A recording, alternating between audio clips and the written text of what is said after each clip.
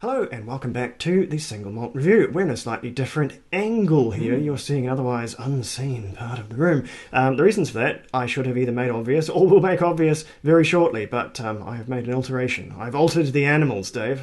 Pray I do not alter them further. Anyway, that remains to be a surprise for you guys to find out, so buckle in for that one, while we buckle in for another one of these Irish jobbies. Indeed.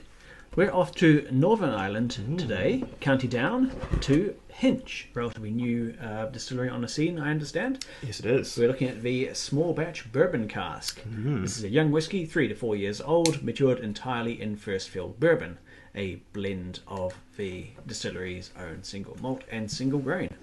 Good place to start, for sure. So what do we know about Hinch? How long have they been around? Well, there's been distilling in the area for a couple hundred years. This distillery, I believe, goes back to 2016 or so in its current incarnation.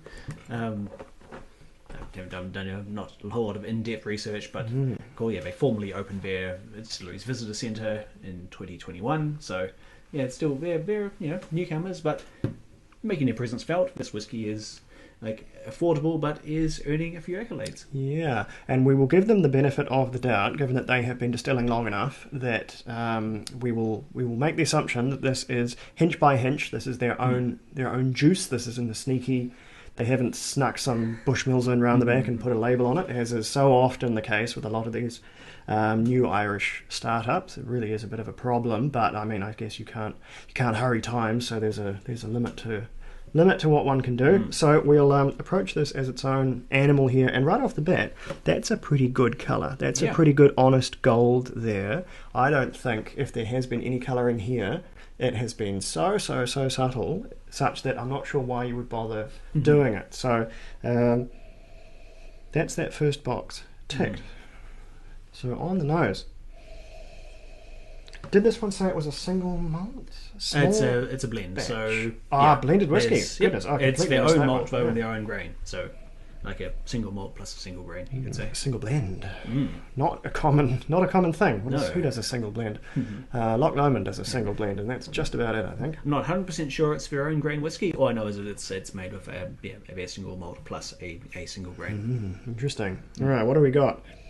Because I was about to say that's a little staid, maybe a little bit boring for a single malt, but no, it's not. It's for a blend that puts it probably right where it should be, There's which a is good amount of fire and spices you expect from a young blend. There a it decent is. grain component, And but also otherwise, some lemon and sherbet. So nice citrus, a bit of sweetness, a bit of it's coming sharpness. over a pretty space side for me. That's a lot of white fruit, a lot of citrus. It's really nice, good, juicy acid going here. There's a bit of honey. It's simply manifesting the bourbon cask in an interesting way. Yeah. And I may mention 43% ABV, so good middle of the road strength. The grain is there, but there isn't a huge grainy crunch to it, so I think they've been pretty generous with the malt content here. We might even be looking at close to a 50-50 or even more. There's a lot of malt here. Exclusively first fill bourbon will go some way towards adding a decent whack of flavour and character. So I guess, simple, but pleasant and engaging on notes, which is fine enough for a blend. A little bit more going on the palate, I'd say. Yeah, at first I felt it was going to be ephemeral, a bit watery, a bit lightweight, but then there's just waves of fresh wood, then citrus and sweetness, and finally a nice smouldering wood fire prickle of heat from that A little bit. young alcohol at the It's end. distinctly young. It can't hide that, but I rather quite like that. That's a pretty good, rounded, complete flavour. You get quite a bit of space side up front, but then you get the lovely grainy, creamy barley that I so associate with Irish whiskey, and funny enough, Bushmills. Not that I'm accusing them of pulling a sneaky Bushmills on us, but No, it's a good flavour journey and quite a nice, complete, concise package. with water, I'm going to expect a wee bit more fruit, which it is. Yes, it's happy to give me.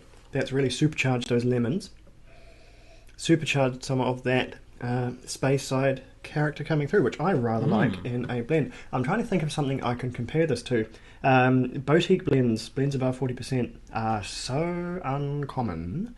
I think this is probably closest to a Shivers 12, but it is quite different. Shivers 12 it's lower strength. It's completely, square in the middle space side, whereas this one has more of that creamy barley. So I guess this is probably its own thing. And this is a little bit more complete and distinctly more robust than some of the other no-age statement Irish blends we've tried. So I'm really pretty happy with it. Yeah, oodles of lemon, honey, and ginger for me after adding that water. It's made it a real winter warmer.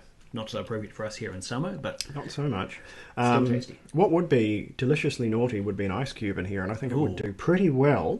I think it would make it a really fresh, fruity hit. You might lose that cream of the barley a little bit, but on a really, really hot day, that might be a bit of a decadent exercise, but not one that we shall practice here. Scores for this one. I'm really pretty pleased with this one. yeah.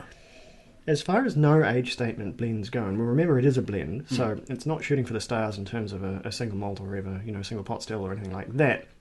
I think this is a really bloody good blend. This is an 88 for me, as blends go. It's got just enough complexity, just enough flavour, and it sort of meets all the way around, ticks all those boxes for what I'm going to, again, give the benefit of the doubt and assume this is a reasonably cheap blend. It is, yeah, it's really affordably priced. Like about half the price of your average, say, 12-year-old single malt. Right, okay, so there you go. No, I would be very, very happy to drink this, and I think as blends go, they've got it together pretty concisely. What do you think? I'm happy. It's not trying to redefine whiskey or go in a bold new direction or anything. It's got unique flavours of its own. It's a good use of first fill bourbon. It's excellent as a blended whiskey, as a young whiskey. 78 points for me. I think that's pretty fair. I think as a rule, Dave marks pretty hard on the blends compared to me. Dave likes a bit of. I think you look for as a almost primary single malt drinker. You're always looking for that bit of extra flavour, whereas I will quite happily guzzle down some cheap whiskey and become a problem. And so I'm a lot more accepting of things. I just enjoy it. I don't kind of differentiate my scores for single malts versus bourbons versus blends. It's all the same kind of spectrum there. Yeah, I've had some really good blends in the past and more in the future, and this is a very tasty one. So yeah, any Hinch fans, let us know what you think of this one, and if there's a must try from Hinch, let us know. We might be able to get our hands on it, maybe something a bit more boutique out of the range, but we shall see. All right, well, speaking of guzzling down, let's guzzle another one, because I'm feeling I've got the thirst, so let's get into it.